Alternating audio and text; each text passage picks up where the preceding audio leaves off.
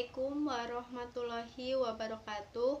Perkenalkan, nama saya Murti Haji Ariati Ningsih dari kelas ALKS 1B dengan NIM 240110052. Di sini saya akan menjelaskan mengenai uji validitas, uji reliabilitas, dan uji regresi.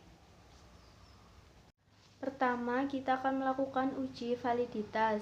Kita masukkan data respondennya.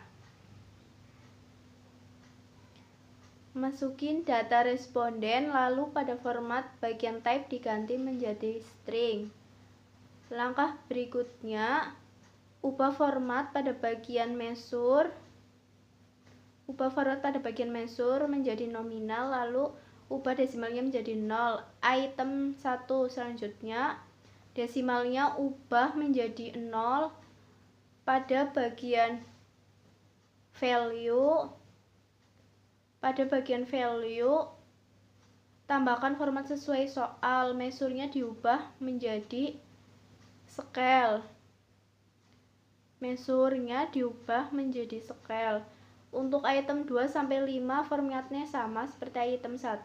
Untuk total desimalnya diubah menjadi 0, measure-nya diubah menjadi scale. Beralih ke data view. Masukkan data yang sudah disalin dari soalnya. Masukkan datanya semuanya yang sudah disalin dari soal, itu item 1 sampai item 5 dan juga totalnya. Semua disalin.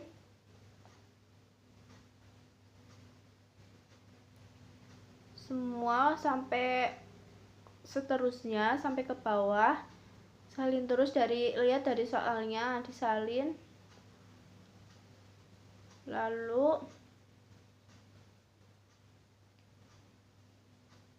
terus setelah salin dari soal ke data view,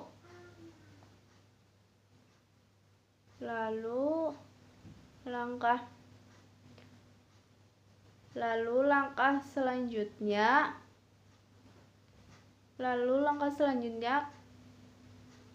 nah seperti ini sudah muncul semuanya. Lalu selanjutnya klik analyze, correct, dan private.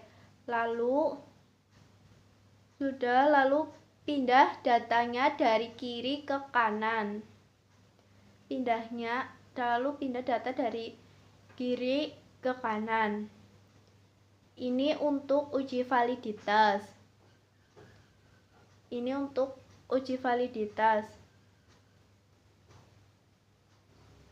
Lalu untuk uji reliabilitas, klik analyze, scale, reliability analyze. Lalu masukkan variabel item pertanyaan yang akan diuji, lalu klik OK.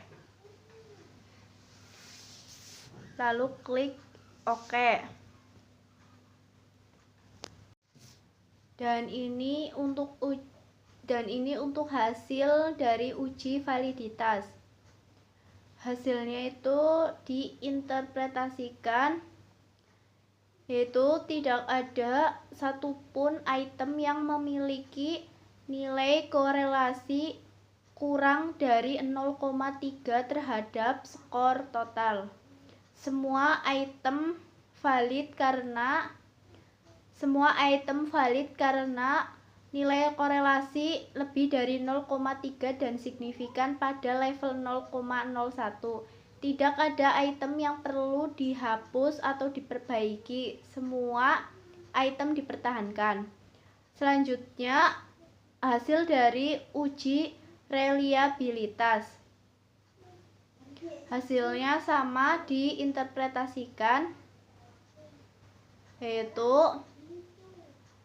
yaitu dengan hasil Cronbach alpha 0,967 dengan banyak 5 item. Ini menunjukkan reliabilitas yang sangat tinggi.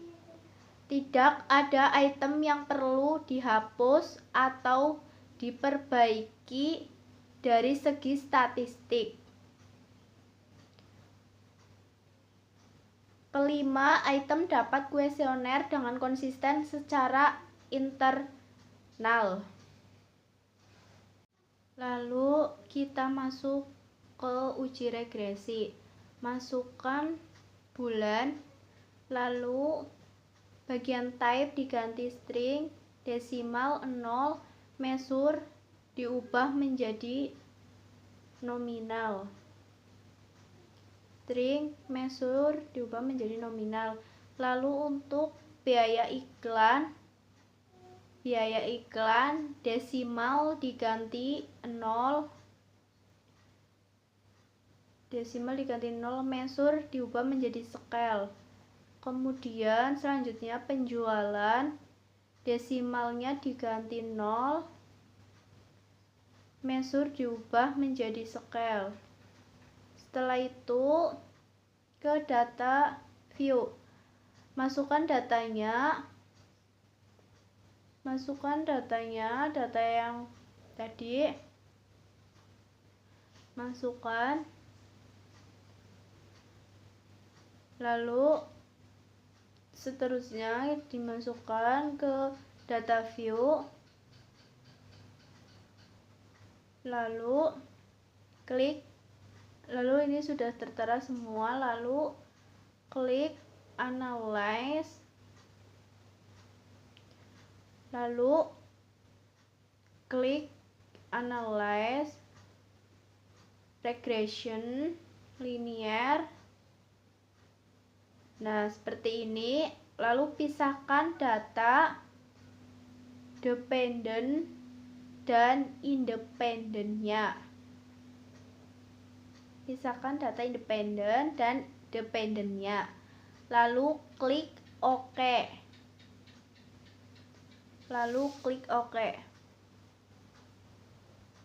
Ini hasil dari uji regresi. Kita interpretasikan.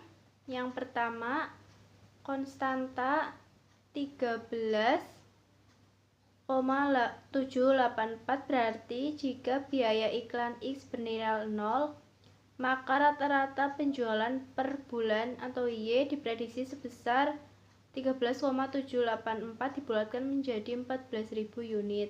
Selanjutnya, koefisien X 0,801 menunjukkan bahwa setiap kenaikan biaya iklan 1 juta akan meningkatkan biaya penjualan sebesar 800.000 rupiah. Dengan demikian, kedua variabel independen atau biaya iklan berpengaruh positif terhadap penjualan. Pengaruh biaya iklan terhadap penjualan sangat kuat.